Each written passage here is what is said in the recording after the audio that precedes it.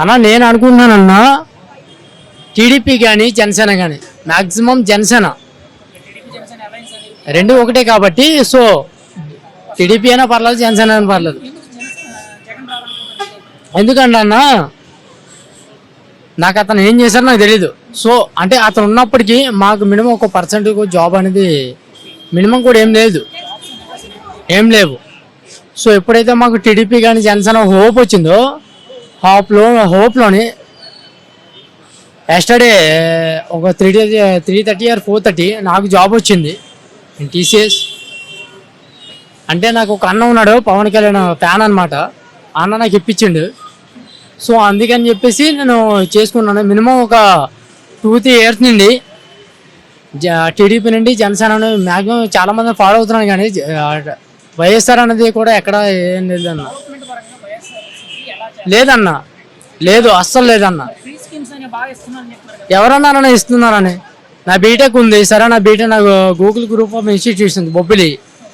నేను ఒక 4 years అయిపోయిందన్న relieve అయిపోయి. ఇప్పుడు కూర్చున్న ఫీజు కట్టమంటున్నారు. జరగట్లేదు.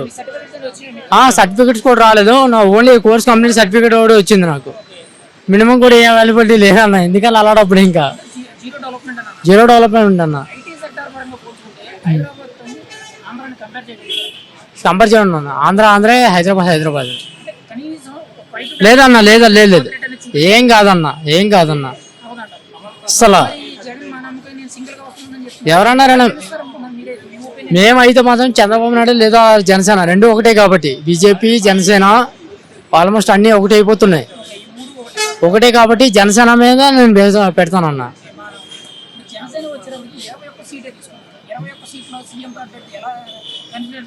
ఎందుకు కన్సిడర్ చేయరన్నా? ఒకటేనా రేపు పొద్దున్న ఒకసారి 1 minute అన్న. రేపు ఎల్లుండి నాకు తెలియదు కానీ అన్న మ్యాక్సిమమ్ రేపు ఎలక్షన్ జరిగే టైంకైనా సరే పక్కాగానే జనసేన వస్తుందన్న, రాకుండా పోదు. టీడీపీ రెండు ఒకటే కాబట్టి ఏది వచ్చినా మాకు పర్లేదు. సో అందుకని నేను చెప్తున్నా పక్కా గెలుస్తాడన్న. భీమవరం ఉంది, లాస్ట్ ఓడిపోయాడు. పక్కకి ఈసారి గెలుస్తాడన్న.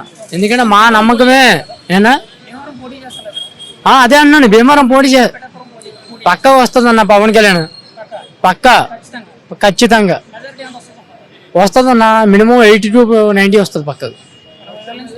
పక్కగా వస్తుంది ఖచ్చితంగా.